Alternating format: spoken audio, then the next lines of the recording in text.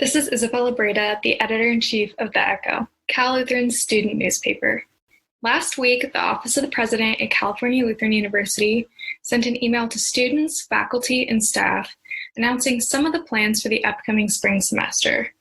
Our reporter, Jacqueline Flores, got to catch up with some members of academic affairs and emergency operations to get some insight on how the decisions were made and what the spring could look like. Welcome, Jacqueline. Hi, I am Jacqueline Flores. I'm a senior at CalU. My major is communications, emphasis in PR and advertising.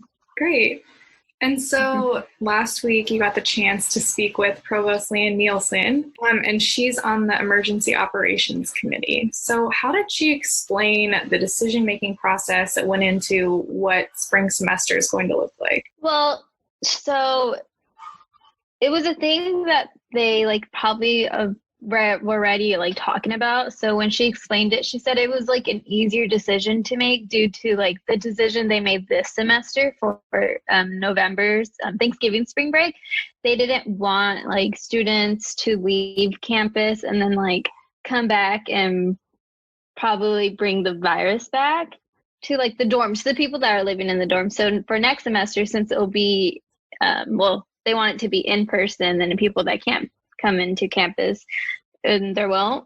But in spring break, they just wanted to do the same thing to lower the risk of getting COVID and all that. Right. And so, that's one of the more notable challenges is canceling spring break. So the purpose of that is limiting the spread of the virus, but is there a sense of there's going to be more students on campus next semester or more students living on campus?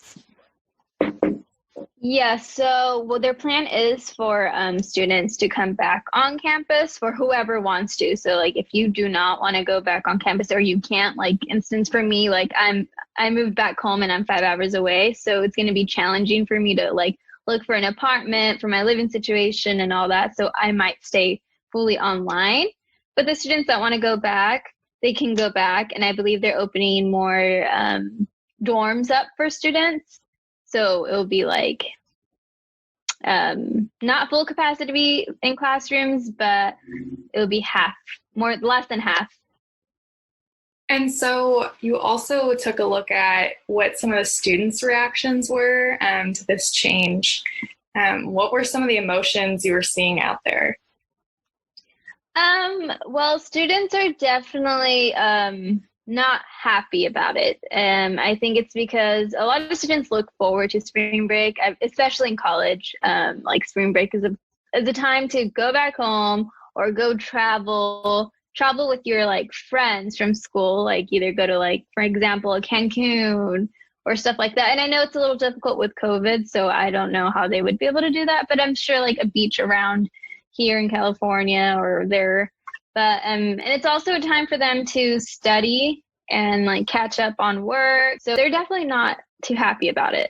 Right. And then for the professors and faculty side of things, are they, eager and ready to just work straight through the semester, or how are they feeling? So, it's not just a break for the students, also faculty. This was a time for them to catch up on work. So it wasn't necessarily a break for them, but they were able to catch up on all the work that they were trying to do. And it was a time for them to really do that and not feel pressured and all that. So I think they totally understand why there's not going to be a spring break, but this is also going to take a toll for them just because they're not going to have that time. So maybe it might be a little chaotic for them as well to just go straight through the semester. Right. And is this something that other universities are doing, or is this something that's just unique to CalU? Yeah, so Dr. Nelson did mention that she was on the lookout for other universities and what they were going to do. And she did mention that there's been plenty of other universities that are doing the same. So it's a very common thing that's going on right now. And so the main purpose, again, is just limiting the spread of COVID. Was there any hint toward this making it easier for the potential of graduation to be held on campus? So a good thing from this is if it eliminated spring break, there can be a chance of having an in-person ceremony for the for graduates and undergraduates, and even the students that graduated this past semester and that weren't able to do it in person, because if they eliminate spring break, they'll have everyone staying in campus and everything. So it'll be lower chances of getting COVID, which when graduate comes around, like there'll be a chance to have that in-person ceremony. It won't be full capacity because I believe there was like 10,000 people that would attend a normal ceremony, but it'll be more personalized. They're still trying to figure that out, but they're thinking of doing it from each like social science or like each group for the major. So it wouldn't be all of us together. It would just be separately. And it'll probably be able to bring like your immediate family only, like your parents and your siblings. But it would definitely be more smaller and safer. So yeah, that would be the good side that comes from this. Yeah. And so talking to all of your sources, what did you kind of gather that students should be able to expect next semester? I think they should expect safety.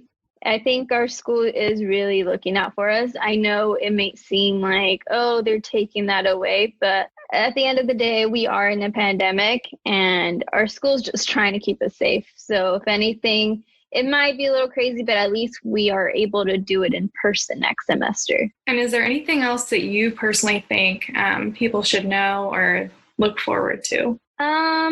I think they should look forward to going back to school. I mean, it's going to be safe. If you don't want to, like if you can't, then you can stay online. But like, regardless from spring break being eliminated, I don't believe that professors are going to be assigning us too much work that we can't handle, because it's also assigning themselves a lot of work that they won't be able to do since they're not having spring break either.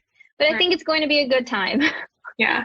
And it's going to be a little bit more normal in that it's not going to be a shortened semester. Like this was 13 weeks. So everything is kind of jammed together. And again, we didn't have any breaks or holidays. And I do know, I think next semester we're recognizing 2 holidays. It's President's Day and Good Friday, I think. Yeah, Good Friday. Okay. Yeah, and we'll still have those too. Right. So we'll have those, and it'll be 15 weeks. So it'll be a little bit more spread out. So hopefully we can feel a little bit more normalcy on campus. Yeah, and then we'll be done like a week early. So we'll be done May 7th, I believe, versus to May 14th. Yeah. Great. Well, thank you so much for your time, Jacqueline. Thank you, Isabella. Here's what else you need to know this week. Ventura County moved from the purple to red tier, meaning indoor lecture can be held at 25% capacity. Currently, there are 28 in-person classes being held indoors, and an additional 7 classes are in outdoor classroom spaces. The university has introduced new classroom technology in order to help students learning remotely participate in some of these class meetings. Our reporter, Natalie Gutierrez, has the story. Next thing you need to know this week. It's Gender and Sexuality Week this week, so be sure to check out the Hub to find out more about the Center for Cultural Engagement and Inclusion's programming. Our reporter, Krister Smith, has the story. All of the news discussed in this podcast can be found at cluecho.com. Thanks for listening.